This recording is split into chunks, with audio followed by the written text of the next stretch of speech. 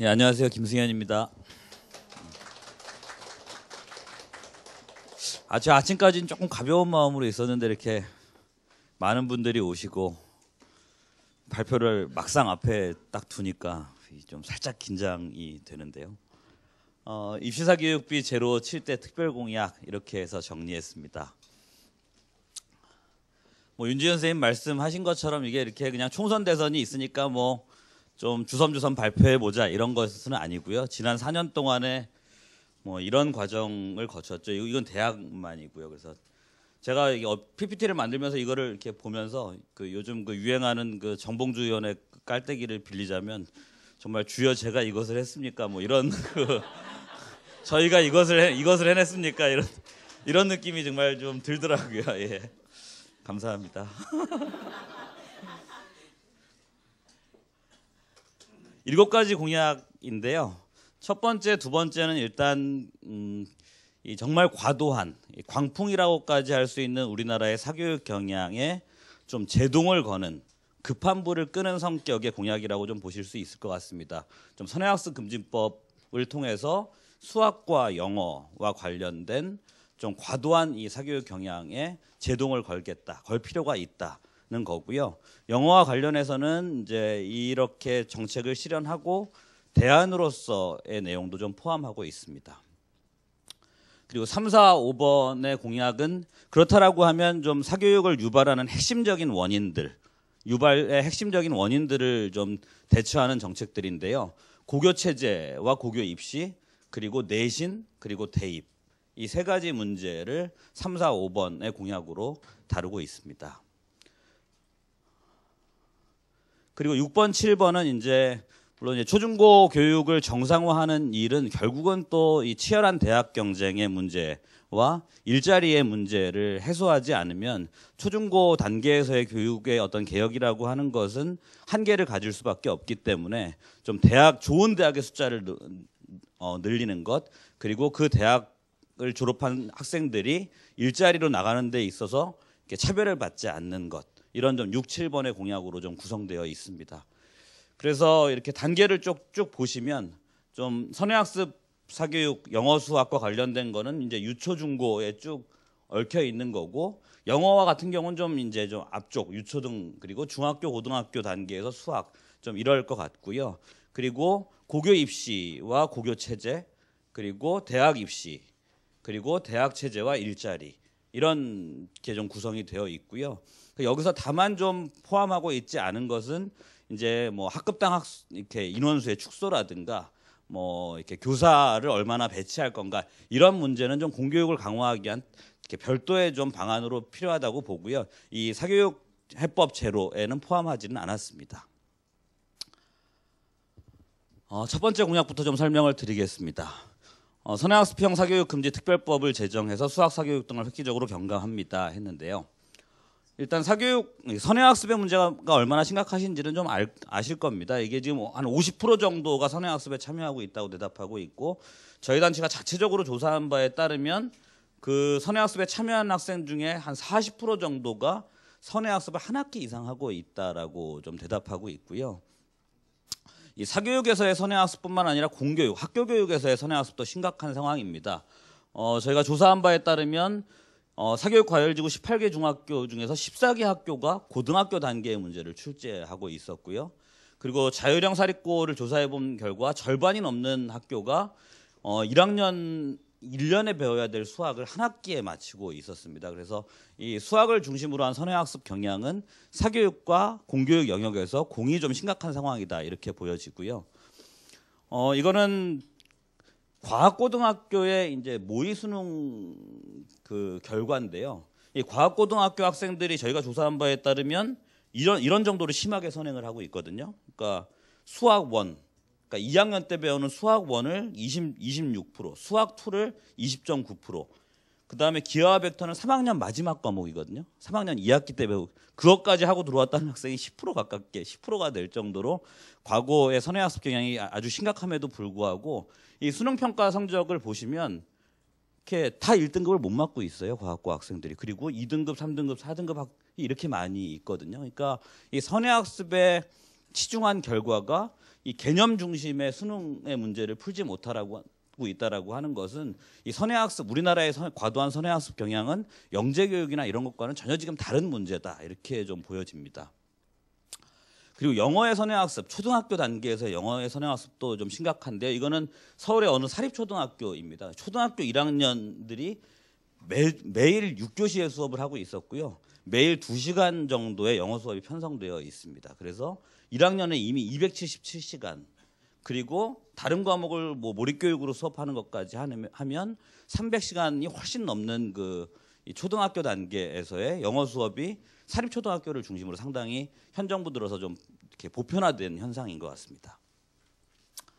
선행학습 사교육 금지 특별법의 취지는 우리나라에서는 이게 워낙 심각한 상황이기 때문에 캠페인이 아닌 좀 법률로 금지할 필요가 있다, 뭐 그런 이야기 들으셨죠? 이렇게 유럽에 갔을 때 선행학습을 하고 학교에 갔다가 선생님이 불러가지고 당신 선행학습 이렇게 하는 것은 이렇게 부당하다 해서 이렇게 학교에서 학부모를 혼내는 뭐 결과들이 있었다라고 하는데, 그런 것들이 문화적으로 유럽에서는 정착돼 있다라고 하면 우리나라는 문화적으로 그것을 좀 해결하기는 좀 힘든 상황인 것 같고요. 특별법을 통해서 법률로 좀 금지할 필요가 있겠다라고 하는 것이고요. 그리고 대상은 사교육 일체가 아니라 선행학습형 사교육에 한정한다. 그리고 사교육 이외에도 아까 보신 것처럼 학교를 비롯한 공적 기관의 프로그램까지 대상으로 하겠다라고 좀 하고 있고요. 그러기 위해서는 법률 개정이 필요한데, 그것은 하나는 학원법이나 초등교육법 같이 이렇게 지금에 있는 법률에 조항을 이렇게 삽입하거나 개정하는 형태일 수도 있고, 하나의 특별법으로 제정하는 형태일 수도 있을 것 같습니다. 두 번째 공약은 영유아의 정상적 발달을 방해하는 영어 유치원, 그러니까 유치원 단계에서의 영어 조기 교육을 근절하고 영어 적기 교육 기반을 마련하는 것을 통해서 좀 적기 교육의 대안들을 실현할 수 있는 기반을 마련하겠다라고 하는 정책입니다. 지금 영어 유치원, 그러니까 유치원 단계에서의 영어 교육은 하나는 정상적인 어떤 전인적인 성장을 방해한다라고 하는 거고요. 그리고 두 번째는 우리나라 환경에서의 조기 교육은 효과가 없다라고 하는 것입니다. 그 두 가지 측면에서 볼 때 좀 유치원 단계에서의 영어 교육은 분명히 규제를 해야 되겠다라고 하는 거고요. 그리고 현 정부에서만 지금 8천억이 증가했고, 이 영어 전체 사교육비에서 41%이기 때문에 사실 영어가 차지하는 비중이 절대적이라고 할 수 있습니다. 그래서 선행학습형 사교육 금지 특별법 안에 아마 포함이 될 거고요. 그리고 전일제 영어 유치원을 비롯한 유치원 단계에서의 영어 교육을 금지하겠다라고 하는 거고, 초등학교 1, 2학년 정규 영어 수업 편성 역시 마찬가지다. 그리고 방과후 수업이나 지역 도서관, 공공기관 프로그램들을 포함한다라고 하는 거고요. 문제는 그런데 이것을 금지하는 것으로 풀 수 없고, 금지를 통해서는 이 영어 적기 교육, 조기 교육이 아닌 적기 교육이 필요하다라고 하는 사회적 설득의 과정이고, 그런 방향으로 물꼬를 트는 것이고요. 그리고 그런 방향으로 물꼬를 트는 과정에서 그렇다라고 하면 우리나라에서 공교육, 학교를 비롯한 공교육이 어떻게 영어 교육을 책임질 거냐와 관련해서는 뭐 우리 회원들은 이제 뭐 이렇게 좀 지겹도록 들으셨을 텐데요. 그러니까 우리나라 환경에서는 좀 다독 기반 실용 영어 교육, 그러니까 초중고 영어 도서관 등 인프라를 구축하고 다독 기반의 실용 영어 교육을 강화하는 것이 우리나라 영어 환경에서 이렇게 노출과 사용 기회, 간접적인 사용 기회의 체험을 확대하는 데 있어서 좀 올바른 학습 전략과 방법이겠다라고 하는 거고요. 근데 다만 그것을 이제 사교육이나 아니면 부모의 부담으로 넘기는 것이 아니라 이 학교와 가정과 연계된 교육을 교사를 비롯한 학교가 좀 그것을 책임지는 방향으로 가야 된다. 그래서 이렇게 영어 도서관 등의 인프라를 구축하는 데 그치는 것이 아니라 그 인프라를 활용해서 어떻게 학교를 비롯한 공교육 기관이 학교와 가정과의 연계된 학습을 책임질 거냐의 문제로 정책적인 접근을 풀어야 된다라고 좀 보고 있습니다. 세 번째는 고교 입시와 고교 체제와 관련된 내용입니다. 고교 체제가 서열화가 심해졌다라고 하는 건 뭐 알고 계실 겁니다. 5% 이내 학생 비중을 보면 일반고, 그러니까 그 중학교 졸업 성적 상위 5% 이내의 비중이 이렇게 좀 차이가 나고 있고요. 자율형 사립고와 일반고도 지금 3배 이상의 차이가 나고 있습니다. 그리고 문제는 이제 고교 체제가 서열화되고 입시가 존재하다 보니까 이 중학교의 시험에서 이 상위 학생 4% 정도를 이제 내신이 중요해지니까 가려줘야 되고, 그러니까 중학교 시험이 자꾸 이렇게 교육적인 평가가 아니라 상위 4% 정도의 학생을 가려내기 위해서 나머지 96% 학생들은 수준에 맞지 않는 어려운 시험, 극단적으로는 아까 고1, 고2 정도의 시험을 치르고 있는 게 현재 현상이고요. 이것을 보시면 특목고나 자율고를 원하는 학생들의 사교육비 지출과 참여율이 훨씬 높다라고 하는 걸 좀 보실 수 있습니다. 그리고 고교 체제가 서열화되고 복잡화되면서 지금 고입 설명회가 대입 설명회를 박물게 할 정도고, 이게 대입 설명회가 아니라 고입 설명회 모습입니다 지금. 네.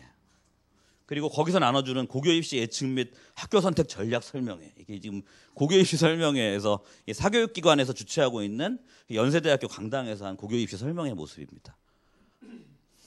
그래서 외고 자사고는 일반고로 전환하는 게 맞다. 그리고 과학고등학교는 대폭 축소해서 영재학교로 전환하는 것으로 고교체제를 단순화해야 되겠다는 거고요. 이게 현재의 복잡한 고교체제인데 앞으로의 단순화된 새로운 고교체제는 이렇게 될 거다. 그래서 외고 국제고는, 그리고 과고 중에 축소되는 그 과학고등학교들은 일반고로 전환해서 특성화된 교육과정을 운영하면 되는 거다. 이것을 이렇게 별도의 학교 체제로 두고 입시를 통해서 선발할 이유가 없다는 거고요.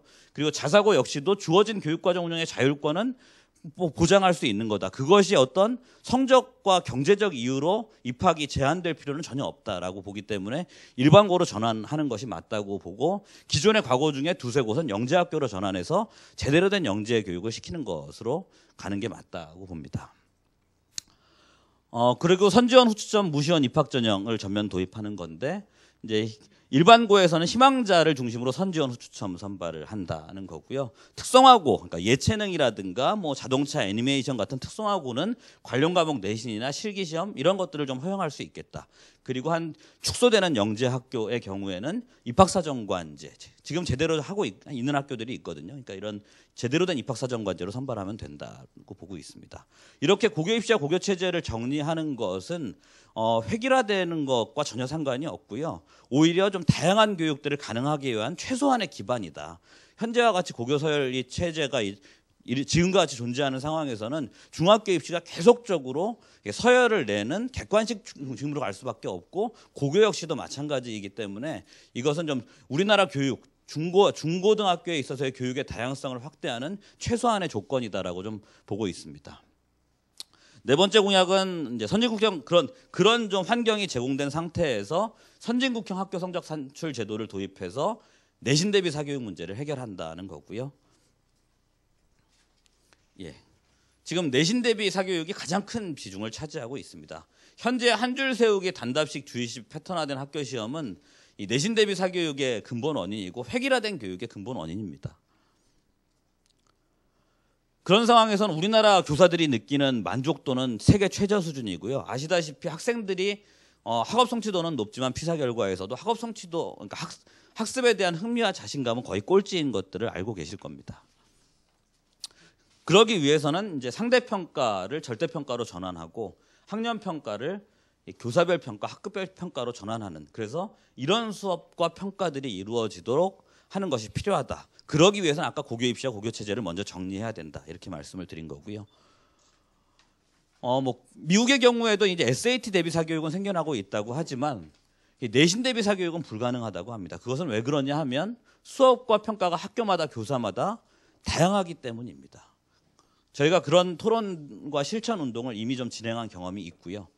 이거는 그리고 이런 교육들이 그러니까 이런 교육이 가능하다라고 하면, 그렇다라고 하면 이 성적표도 지금과 같이 점수만 있는 성적표가 아니라 학습성장기록부, 새로운 학교 성적표인 학습성장기록부를 도입해서 피드백의 자료, 상담의 자료, 그리고 대입 전형에서의 신뢰도 높은 입학 전형 자료로 쓰일 수 있겠다는 것이고요. 이것은 이미 전 세계의 보편적인 현상입니다. 선진국 한두 개만 하고 있는 것이 아니라 우리나라와 한두 개 나라만 하지 않고 전 세계의 모든 나라가 이미 도입하고 있는 제도이고요. 이건 저희들이 이제 실천 운동을 했던 것입니다. 선진 절대평가, 교사별 평가는 절대적으로 필요하지만 이런 지원 요소들이 갖춰지지 않는다면, 그러니까 현 정부에서도 절대평가를 추진하고 있지만 이런 지원 요소들을 갖추지 않고 추진하고 있기 때문에 절대평가가 오히려 자칫 잘못한 고교서열 체제를 부채질하는 결과를 만들 수도 있습니다. 그래서 이런 지원 요소들이 좀 같이 가야 된다는 것이고요. 그래서 3단계 도입 방안으로 제시했습니다. 이렇게. 그리고 그 지원 요소들이 이런 단계로 같이 가야 된다. 말씀드렸고요. 다섯 번째는 그러면 대입을 어떻게 할 거냐입니다. 그래서 수능 자격고사, 선진국형 학교 성적 제도만으로 대학 가는 제도를 10년 내 전면 도입한다는 것이고, 현재는 공정성과 객관성만 있습니다. 이렇게 선발의 타당성, 교육적 타당성은 존재하지 않는 이 대입 제도이고요. 새로 그것을 보완하겠다고 도입되는 입학사정관제는 죽음의 트라이앵글보다 더하다라고 지금 부담을 느끼고 있습니다. 그리고 대학 입장에서 보면 이런 방식은 적격자를 선발하는데도 실패하고 있습니다. 단적으로 서울대 국문과를 가려면 지금 수학을 잘해야 됩니다. 그 정책 대안은 수능은 자격고사로 전환한다. 그래서 절대평가 5등급 정도로 10, 25 이 정도의 5등급이면 기본적인 능력을 평가하는 시험으로서 충분하다. 이 정도 학생이면 10% 안에 들었으면 그 다음에 더 이상 변별하려고 하지 말고 뽑아서 가르치는 경쟁을 하는 게 대학이 맞다는 것이고요. 그리고 상위권 대학의 이기심만을 충족시켜주는 변별력을 위한 대학별 고사는 산불정책 법제화를 통해 금지한다는 거고요. 두 번째는 그러면 어떻게 타당성 있는 변별력을 확보할 거냐. 그것은 원칙적으로 선진국형 내신 중심 선발이다. 모집 정원을 초과할 수 있는데요. 그럴 때는 내신에 대한 아까 보신 것처럼 과정평가와 질평가, 서술적 기록과 그리고 그 과정에서 낸 학생들의 어떤 수업과 평가의 결과물을 가지고 입학사정을 하는 것이고, 학교 안팎의 스펙, 봉사활동, 특별활동 반영하지 않는다. 그리고 이제 다만 이것이 갖춰지는 시간이 필요하기 때문에 그 과정에서의 질 높은 내신이 갖춰지는 과도기에 선택교과에 대한 논서수령 수능2 절대평가 5등급을 도입해서 보완적인 전형자료로 과도기에 쓸 수 있겠다는 것이고요. 이 논술은 기존의 지금 대학별 논술과 체제와는 다르고요. 이렇게 좀 구성이 될 테고, 모집 단위별로 필수 교과를 지정합니다. 그냥 시험을 보는 것이 아니라, 그리고 1교시와 2교시에서 한 과목씩 최대 2과목만 반영합니다. 그러니까 국어와 수학을 동시에 할 수 없습니다. 학생들이. 자기가 지원하려는 대학의 어떤 성향에 따라서 한 과목씩 골라서 하는 것이고, 절대평가 5등급이기 때문에 지금 대학에서 시행하고 있는 대학별 논술과는 좀 질적으로 다른 시험일 거다고 보고 있고요. 예, 이것들을 이제 쭉 로드맵을 짜보니까 대입제도를 이제 3년 전에 예고하고, 그다음 뭐 대학별 고사를 금지하고, 이런 쭉 로드맵을 짜서 완전히 실현되는 것을 보니까 한 10년의 로드맵이 필요했습니다. 그리고 이것을 감시하기 위한, 사회적으로 규제하기 위한 사교육 유발 영향평가가 반드시 필요하겠다. 이것이 대기업이나 이렇게 대학의 자율에 맡겨놓는 것이 아니라 사회적 책무성을 요구하는 거버넌스 체제가 필요하겠다는 것이고요. 저희가 다음 주부터 이것을 준비하기 위한 사회토론회를 지금 시작하려고 합니다. 여섯 번째는 저희가 이제 최근에 발표한 대학과 관련된 것입니다. 그러니까 결국은 대학의 경쟁을 완화해 주지 않으면 그 앞에서의 변화들은 왜곡될 수밖에 없습니다. 그래서 진로 적성에 맞춰갈 수 있는 좋은 대학 100개를 육성하겠다는 것이고요. 지금의 우리나라 대학 체제는 아주 획일적인 대학 체제다. 그래서 졸업 이후 진로 연계에 실패하고 있는 결정적인 이유는 현재와 같은 백화점식, 그리고 상위권 대학 따라 하기 방식의 획일적인 대학 체제가 심각한 문제가 있다고 보고요. 그러기 위해서는 정책 대안은 사교육 부담 없이 진로 적성에 따라 좋은 대학, 갈 수 있는 좋은 대학 100개를 전국적으로 육성하는 거다. 여기서 진로와 적성이 중요한데요. 저희가 좋은 대학 100개는 지금의 기존 대학 서열이 있습니다. 지금은 여기까지만 좋은 대학이라고 하는데, 앞으로는 여 밑에까지 해서 100개가 좋은 대학을 만들겠다, 이런 의미가 아니라요. 진로와 적성에 따라. 그러니까 어떤 학생들은 성적 공부를 하기 위해서 대학을 가기도 하지만, 어떤 학생은 학업 성취도와 별개로 자기의 관심 있는 전문 분야에 대한 공부를 하기 위해서 대학을 갈 수도 있습니다. 그것은 입학생 성적에 따라서 서열화된 체제가 아니라 다양한 기준에 의해서, 그러니까 이 대학에서 이 대학이 좋은 대학이 되는 것이고, 이 대학이 좋은 대학이 되는 것이고, 이렇게 기존의 대학 서열 체제의 기준을 허물어뜨리는 진로와 적성에 걸맞는 좋은 대학 100개를 만들겠다는 것입니다. 그리고 마지막으로는, 그렇지만 우리 사회가 아시다시피 이 불공정한 차별이 존재하기 때문에 일자리 진입 단계에서의 차별을 보정해주는, 보완해주는 최소한의 취업 공정 경제 법안이 필요하겠다는 것이고요. 보시다시피 우리나라의 89% 학생의 학부모의 93%가 4년제 대학을 가야 된다고 생각하고 있습니다. 그리고 이것은 개인의 잘못이 아니라 우리 사회에 이런 차별이 존재하기 때문이고요. 그렇기 때문에 이것도 보시면, 예전에 고졸자가 이렇게 차지하고 있던 은행의 업무에서 지금 고졸자는 이렇게 줄어든 상태입니다. 업무의 변화는 큰 변화가 없는데 학력만 높아진 결과들이거든요. 그렇기 때문에 그리고 이것은 하나 더 이건 학벌의 문제입니다. 지금 스카이 대학이 차지하고 있는 행정기관 국장급 이상에서 차지하고 있는 비율, 행정고시 합격자에서 차지하고 있는 비율, 판사와 변호사에서 차지하고 있는 비율들입니다. 그리고 구직과정에서 학벌차별을 경험한 적이 있다고 이렇게 대답하고 있습니다. 그렇기 때문에 그러니까 이것은 그냥 자유경쟁에 맡겨놓을 문제가 아니라 우리 사회에서 존재하는 구조적인 차별의 문제는 국가와 사회가 적극적으로 개입해서 존재하고 있는 차별을 보완해주는 정책들을 적극적으로 시행할 필요가 있다는 것이고 그것은 이 4가지의 법안이다라고 보고 있습니다. 이상의 7개의 정책을 앞으로 이렇게 쭉 10년의 과정의 로드맵을 통해서 이렇게 구현해 나갈 것이고 그것을 위한 정책적인 그리고 실천운동 차원의 문제에 대해서는 송윤 선생님이 말씀해 주실 거고요. 그렇게 되면 초등학교 1학년이 고교생이 되는 2022년 10년 내에 대한민국에서 입시교육은 사라질 것입니다. 감사합니다.